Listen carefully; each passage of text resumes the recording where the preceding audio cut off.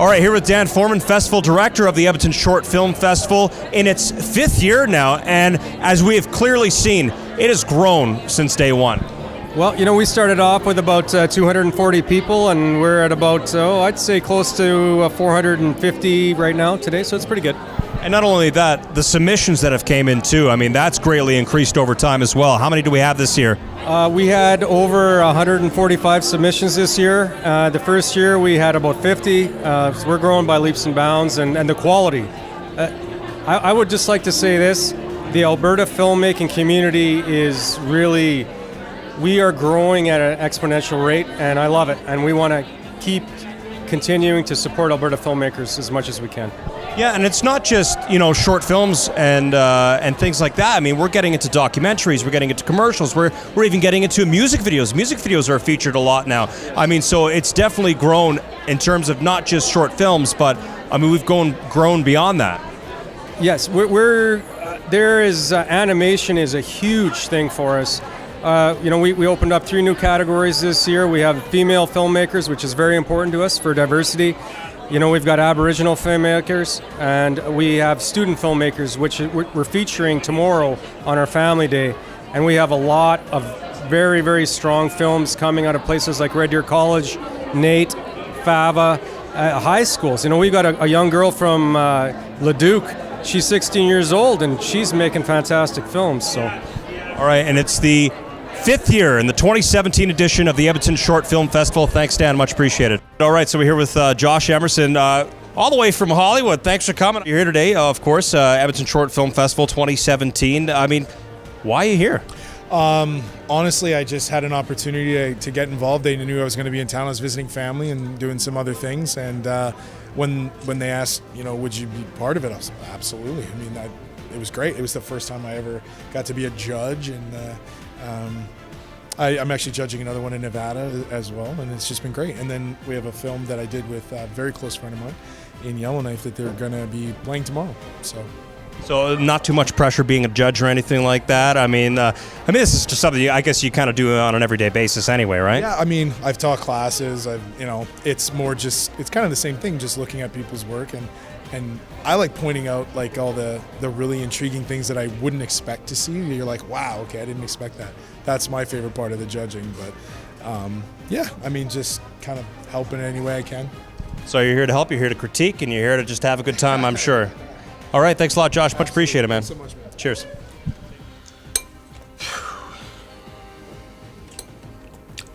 Fix that dog. Are you sure you didn't see anyone? Because I swear I saw someone. You saw someone? Who? Is it somebody that you knew? Someone I knew once.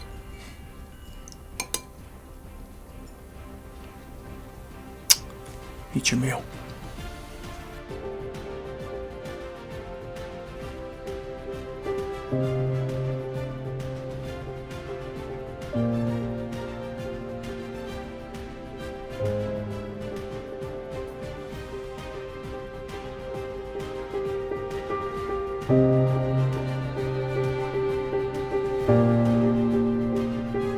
All right, we're here with Gia and Khakassia, and you guys are a part of The Power of Kindness, and of course, you're acting, Khaki, in The Power of Kindness. So first of all, I understand you're playing a homeless boy. I mean, describe how did you get into character?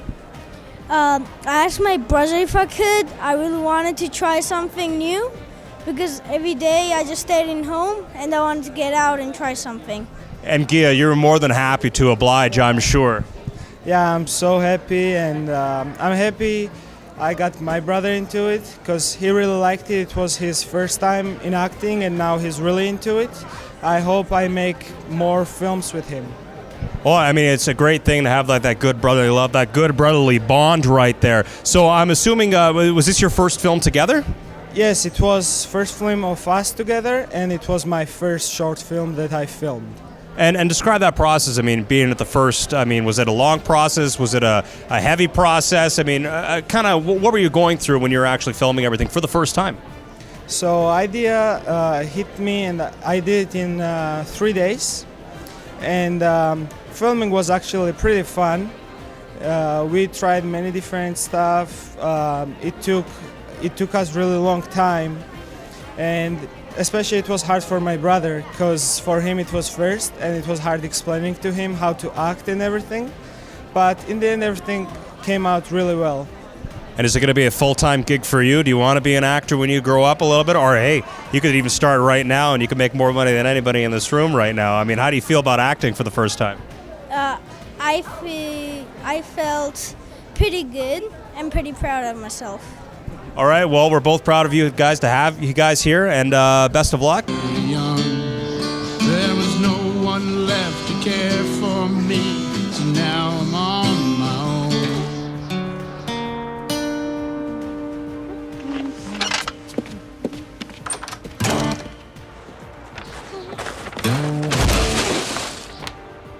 All right, so you're here with Charlotte Cooper and Thomas VanKampen. You guys have animated film, which is, I believe it's one of 2 animated films that are in the Edmonton Short Film Festival. Why animated films? Because we like animation, because it was a children's film and we wanted to get the message across to children, and because we have a fantastic animator. I mean, let's talk about the animation here. I mean, it's a particular style of animation, I'm sure. I mean, why choose that particular style of animation? Quite simply because I'm good at it, and I have a soft spot for frame by frame, because it's a bit of a dying art because rigging is much more common, but it's always organic, it's always spontaneous, you can't beat it. So, yeah. All right, and without giving too much of it away, I mean, what's Jerry Mouse about here? Jerry Mouse is a little homeless mouse, and he's homeless for the first time. He's a child, and so he's very frightened and afraid, and he finds himself in a shelter. And then he has to adapt to shelter life. There's a bully in the shelter, and he has to adapt to that and learn how to act appropriately. And he makes some mistakes, but some of the people in the shelter, especially the shelter icon, helps him find his way around and learn how to do things more appropriately. And speaking of making mistakes, I mean, I'm sure it takes a long time with the frame-by-frame characterization and cartooning anyway. I mean, describe the process of doing that. Oh gosh, you're willing to wait a while? I got about 30 seconds, yeah. Okay, all right, I'll get through as fast as I can. So basically, you plan out each and every pose, every storytelling pose. You put every pose in between there. Once you get all that out, you get the line work, the coloring, the shading. You do background work and all that. It's tons and tons of picture drawing and tons of hours put into it, but it became my baby after a while, so it became really fun. All right, Thomas, Charlotte, thanks a lot. Much appreciated. Thank you so much. Come? Yeah, I'm down. What about those guys over there whispering to each other? Hey! No drug dealing on site, eh? What are you lovebirds whispering about anyway? Yeah. Haha, very funny. Very funny. Hey, just say no to crack. Hey! You know the majority of the people doing illegal drugs are white. You know that, right? You've been waiting to play that race card all day, buddy? We'll deal with it later. And the foreman's still on site. All the guys are at the bar. Let's go. Okay. I'm here with Melanie Murray Hunt, basically the superhuman behind Race Anonymous. I mean, you've done it all, and this is your second short film that you've done. I mean, tell me about a little bit the transition about doing your first film and now going into your second film now. My first film, I acted, wrote, and directed, and this transition was a little bit more easier and in control because I was able to step outside of it and see what was going on. I intend to insert myself in more projects, but this was a really gratifying experience to work with so many gifted and talented actors and work with them and bring what I know as an actor, all the struggles and stresses I've gone through, and be able to bring that nurturing spirit to my actors. And Race Anonymous takes on a rather serious topic. I mean, this addiction to race and I guess identifying yourself. I mean, talk a little bit about that. Yes, I think that race itself is a strange sort of affliction that was imposed on us by all of our ancestors, and it really doesn't serve us anymore. It's a way to kind of avoid pain in life by saying I'm one of this group, or you've experienced a lot of pain like someone who suffered from a family of alcoholics because you're a part of that group. I got the idea a long time ago when I read about the relationship between colonialism and slavery and people's addictions like sugar and tobacco, and how sometimes when you're addicted you don't see the pain that is around you that you're inflicting on yourself or that you're inflicting on other people. But I also wanted a kind of a quirky, not so dour, serious approach to it as well, because you can't go through life like that. You can't talk about these issues if you're like all the time. So Race Anonymous to me was kind of a quirky, off-the-cuff way of getting into something that can be so serious and so painful. It's Race Anonymous at the Edmonton Short Film Festival 2017 edition.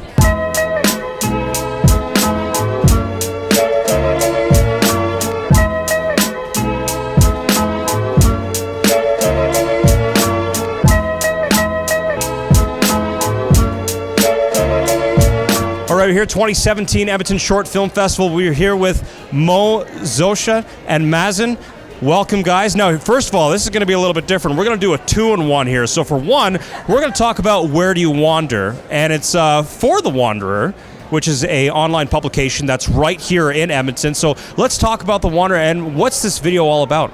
Yeah, so The Wanderer is an online magazine in Edmonton. It's really focused around long-form journalism, showing the cultural side of Edmonton, but also the opinions. So showing kind of that hidden side of Edmonton, the stories, the voices, the side that you might not see in a mainstream publication, and just really reaching as much of the city as we can.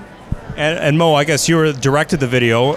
Did you find some good hidden spots in and around the Edmonton area? I mean, can you share some secrets here? Well, okay, first of all, I have to give credit to she also made, so she's a writer, but she also made the script for the movie. So some of the locations were a collaborative effort, I would say, but I would say that it wasn't like hidden in the sense of like people did not know the locations, but You maybe never noticed them, so. yeah, just locations that you haven't noticed before. So I would just say that overall, really cool spots that everybody should know of Edmonton, and if you don't, then you're missing out. Well, thanks to Jordan Eberle, we know all about the World's End at this point, right? So you could thank him for that. But you also directed a music video that stars your brother. That's right. Mazen, I mean, how long have you been in R&B for firstly, let's talk about the music itself. I mean, how long have you been actually producing music for? Well, I've been singing since I'm around 2.5 years old. I've been singing since then. I started taking music really seriously, I would say 16, 17, 18, around that time. So producing, I would say, since I was 16. So is this your first music video that you've been a part of at all, or is this kind of a reoccurring project at this point? Well, depends. I've been involved with a lot of just projects. My first official music video, though, this is my first official one. But I've been in a bunch of other. And it's Fade Away. So what is Fade Away? Yeah, so Fade Away is, that's the name of the song, name of the video. And essentially what it's about is it's about a troubled person who is in a relationship or in some sort of, a commitment, bonding with someone. And he, is experiencing turbulence and eventually leaves that and then goes on to another commitment and finds that love can be cyclical, so finds like the same troubles and how nothing really changes. All right, so it's Fade Away and Where Do You Wander at the Edmonton Short Film Festival 2017.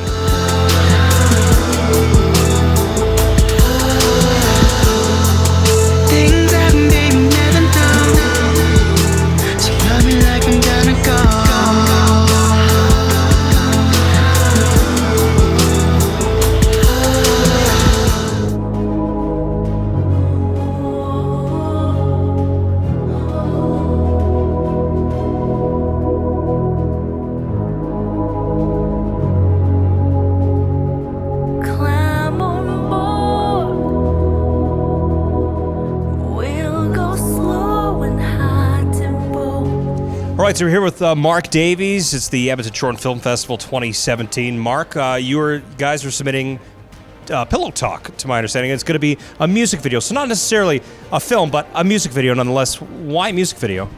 Well, when the artist approached us, her name's Kina Zorro, and she just wanted to create a bit of viral hype on the internet. She's a big fan of the song, and she thought she could kind of add her own little spin, kind of remake of the video that Zane did in the past.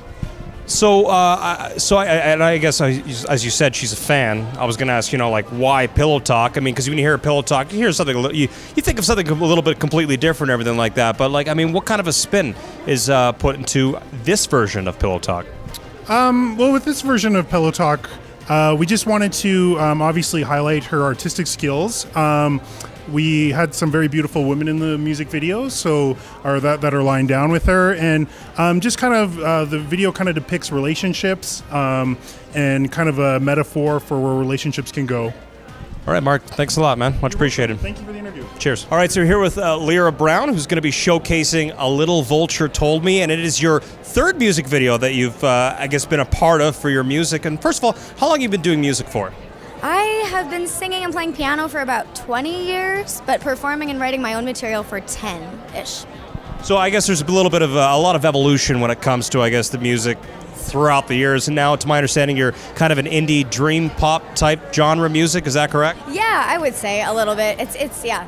If I had to choose a category, it'd be indie pop, indie dream pop, for sure. Yeah. All right, so we're going to take A Little Vulture Told Me right now. I mean, what's that all about? I mean, we're excited to see exactly what it's going to be about, right? But in your eyes, I mean, what would you say A Little Vulture Told Me is about? I guess it's just the song itself explores the theme of loss in general and my experience with mental illness and codependency and just how it feels to be in a relationship with someone that you feel like you're losing. So kind of some dismal subjects, but it's put to like very upbeat, catchy melody music, and it's I was just excited that I got to release it and make a video for it. And then, like you said, this is video number 3, so we could expect much more from you, I'm assuming, down the road. Yeah, totally. I mean, I was lucky enough to be funded by Story Hive for this video, and I teamed up with Lindisfarne Productions, and they were phenomenal to work with, just so wonderful, hardworking, innovative, creative people, and so I would love to work with them again. It certainly is nice to have the funds to do a proper music video, so hopefully it'll be more to come. All right, Lyra, thank you so much. Much appreciated.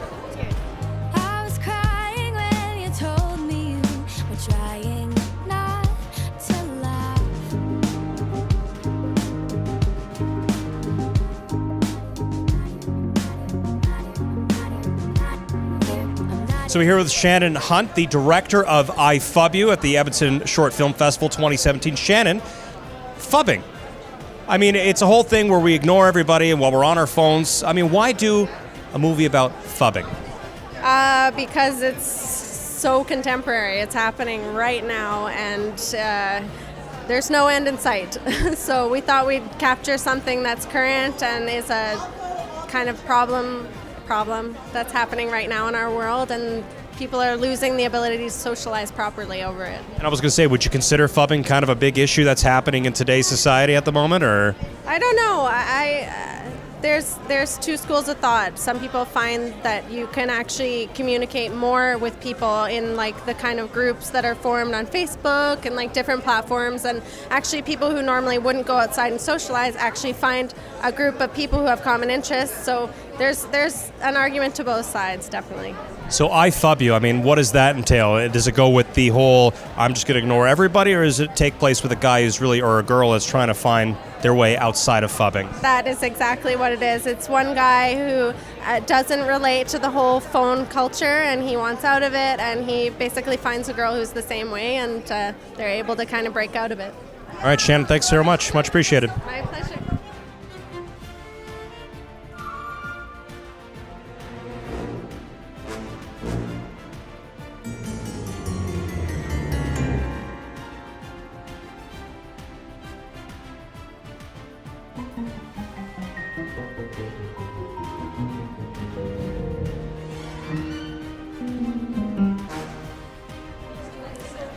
All right, we're here with Daryl Ports, Edmonton Short Film Festival, also acted in I Fub You. So first of all, Daryl, I mean, what is fub?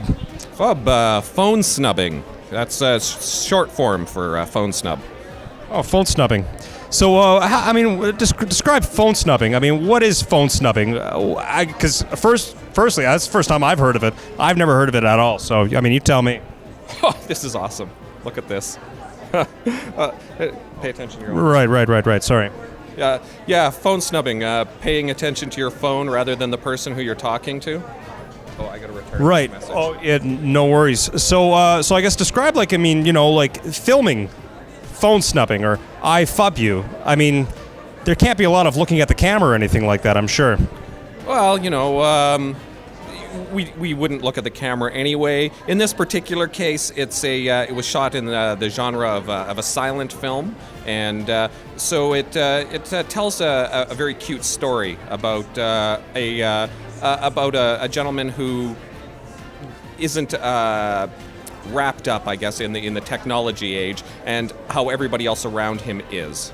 And I, for one thing, silent films, I mean, that's just kind of one thing that you don't really see a lot of nowadays. I mean, describe the experience of doing a silent film over just having some sound. It was actually a really cool experience. Of course, we shot it in HD, which they didn't have back in the era, and then in post-production they sped it up a little bit. I believe somewhere around an extra 20%. And so, of course, I didn't have any lines to learn. Only a couple of actors had lines. And other than that, it was act big. That's basically more so than what you'll see in some of the other stuff where you're trying to act small on film. This is over the top. All right, Daryl Ports from IFW. Thanks for talking to me. Much appreciated. Yeah, no problem.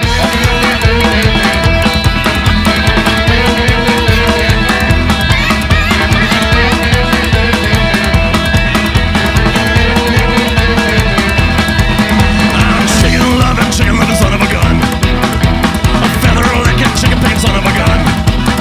A chicken trucking pheasant plucking son of a gun. All right, so here with Jason Kuchar, the director, first-time director, by the way, of Chicken Lover. So first of all, talk about the experience as a first-time director. Wow, that was a lot of hectic work. We had 4 days of shooting in 3 locations. There was some gong show that definitely happened. Very hectic and stressful. But we pieced it all together. So luckily I had a lot of time to plan it out and work with emergency situations and figure out what to do when things didn't go right. And well, our video exceeded our expectations, and we're quite happy with what we have. So it was a bit of a trial and error process for you, especially as a first-time guy. So, I mean, if you had any advice to anybody who's actually doing it for the first time, since you just got out of it for the first time, what would you give them? Oh, at least take a crash course in editing before you have to spend up 3 times as long as you have to, which is what I ended up doing a couple of times. What else would I say? I would say you really, really need to plan for the worst, plan for anything that could happen, and have it back up, I guess. That's about it. And Chicken Lover is a music video. I mean, who produced the music and who did all the music there? This is for my band, Electric Audrey 2. I'm the keyboard and trumpet player in that band. Our singer and leader, Oakland Valou, he's here tonight somewhere as well. He wrote the song and he built most of it together, and I just added on my own part. But we came up with the script together and we sort of wrote it out after a few days. We were like, how can we make a crazy story here and incorporate this and this and this? And we somehow struggled to put it into a plot, and it worked quite well. So, all right, well, we're all excited to see it. Jason, thanks for coming in, man. Much appreciated. Thank you. Cheers. All right, we're here with country singer Allie Bright. First of all, Allie, I mean, you would think that, music videos in short film festivals a little bit different, but I guess you really wanted to do a music video for one of your songs, correct? Yes, I wrote that song way back about 10 years ago. And it's called Legend Song, right? Legend Love Song. Legend Love Song. So tell me a little bit about Legend Love Song. Well, I was married earlier, and I wrote this song for my wife way back then. And it just tells about, everybody makes a legend every time they do something. And I wrote a love song out of that, and it came out pretty good. And like you said, it's been 10 years in the process. So, I mean, why the decade wait here? Well, I was in the military, and I didn't really have the advantage of music here. And some lady, she helped me, and I did the video. Just luck. And also Nate did a lot also. The Northern Alberta Institute of Technology, correct? All right, well, I mean, we're all excited to see it. Thank you, Allie. Much appreciated, and thanks for your service. Thank you very much. Cheers. In my heart, that's just reserved for you. And I hope that you will always be with me. And someday when I'm gone, my love will carry on. You will always be my favorite love story. We're here with Adriel Rosenfeld, who was actually part of the 48-hour film challenge. And that's got to be something a little bit daunting at first, but you came out and produced Yearning. So first of all, tell me a little bit about the challenge itself and the challenges that come with the 48-hour challenge. The 48-hour film challenge, it was basically you had to film a short film with your cell phone. It could be any cell phone, and you had to have certain challenge elements that you had to have within the you had to have it in the film in some capacity. First one in this case was Dollar Looney. You had to show a beaver in some way, whether that was like a picture that wasn't copyrighted or like a plush animal. And then the third one was you had to feature somebody who said celebrating Canada's 150th. So in any way you choose, you can do it like that. And when I first got the challenge elements, which was like right at the start, like I didn't know anything prior to, I was like, everybody's going to make something about Canada. And I was like, I'm not going to make anything about Canada. It'll have those elements, but let's try not to do that.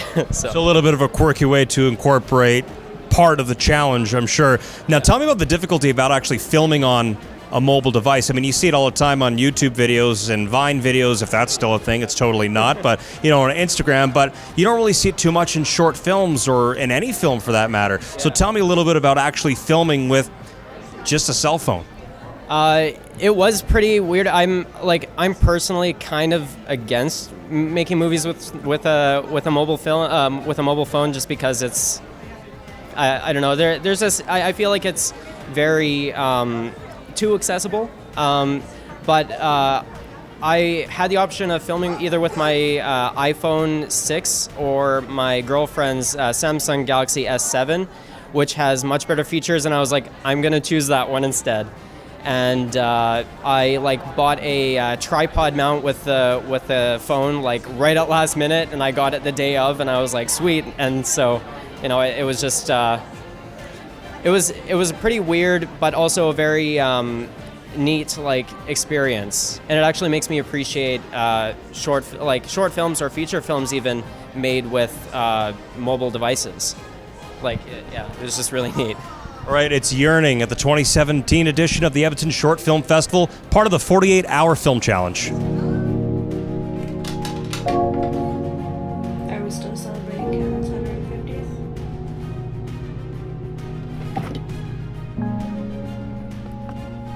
I love you. Goodbye. All right, here with Kat Sunye, and actually a commercial as opposed to a short film. And this is, for you, this is just kind of a one-off thing, right? So, I mean, what's the difference that you find between, short films and, I guess, filming it just a commercial? Well, it's I guess it depends on the length of the short film, but the commercial took about 8 hours, right? So I would say probably a short film takes several days of shooting. So, I mean, there's a lot of difference, I guess, when it comes to labor, and exactly, right? But this is kind of a fun commercial, too. It's a beer commercial, which is something that, I mean, everyone likes to have fun with beer, of course, right? Yeah. We made this beer commercial. I had this idea for beer commercial that has a fantasy genre and has a female protagonist. When the female protagonist takes charge of the beer. So that's how it started.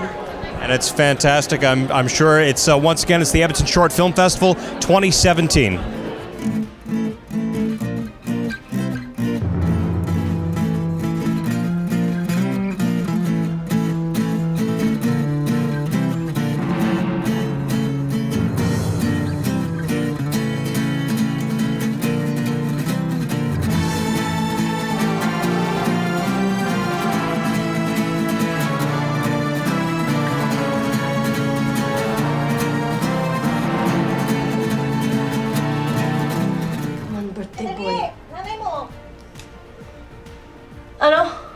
Ando siya naglalaro ng basketball. Pero darating na siya. I'm working. Sobrang busy ako dito. I'm ready for a walk. Ay, tinatawag ko. Wait, dyan. Dali. Opo. Harold, I'm coming. You need to sit and relax for a moment. I'm ready. I know. But you need to catch energy for our walk, okay? Okay. Okay. I'll be right back. Okay. Almara. Nay! All right, so I'm here with a lovely group of ladies here, and I'm going to make sure I'm going to see if my memory serves me best. Okay, we have Brenda, Eva, Sam, and Sophia, and they're all a part of Happy Birthday Mango. I don't know, but I mean, there is, I was about to say I love Mango, but there is love involved here. I mean, it's about a mother who's trying to reach out to her son. I mean, this happens in today's society, does it not? Yes, the story is very much based on truth, although the characters are fictional. And in the film, you meet a Filipino care worker who takes care of the Mettler family, and Samantha plays Mrs. Mettler, and it's her son's birthday, nicknamed Mango, and she tries to connect with her mom at home, and Brenda plays the mom. And it's about connecting to her son, but it makes a larger statement about how do we communicate and stay in touch in our busy lives nowadays. All right, and it's Happy Birthday Mango at the Edmonton Short Film Festival 2017. When you have an open mic, open comedy night, right? And you practice your stuff.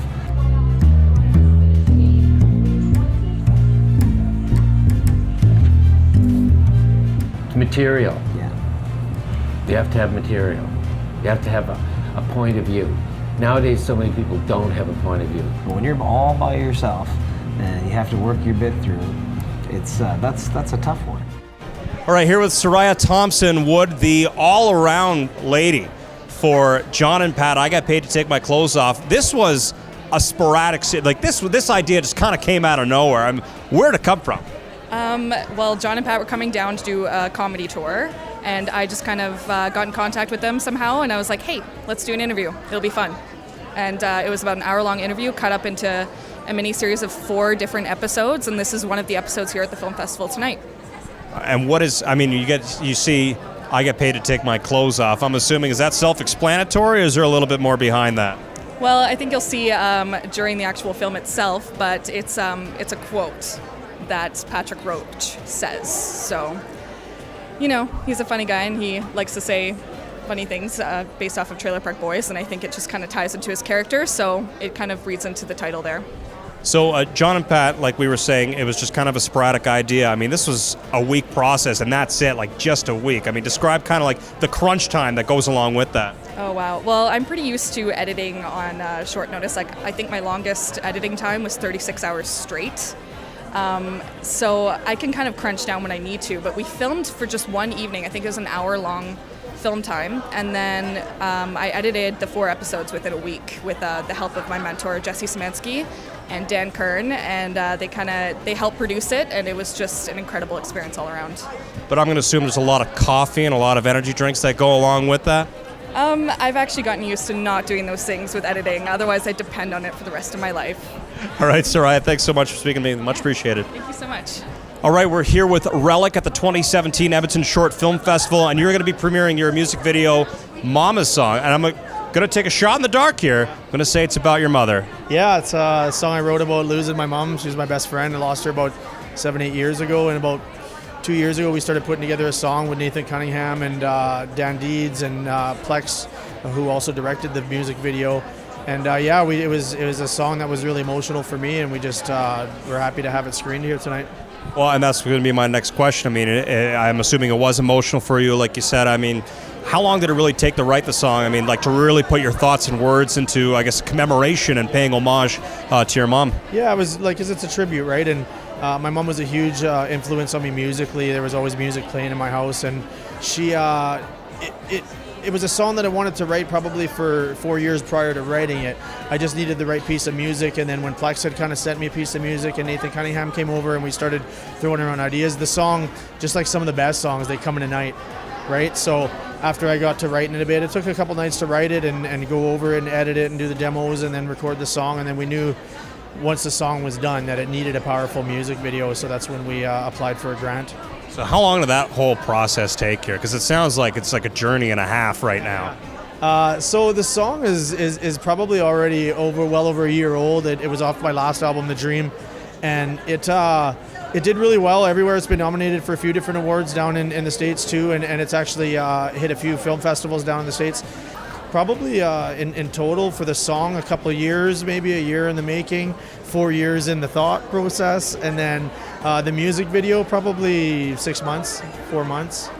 All right, it's Relic at the 2017 Edmonton Short Film Festival. Thanks for speaking to me, man. Much appreciated. Cheers. Today I spent about an hour to reflect on yesterday, when I used to take for granted all the times you called my name. But if it wasn't for my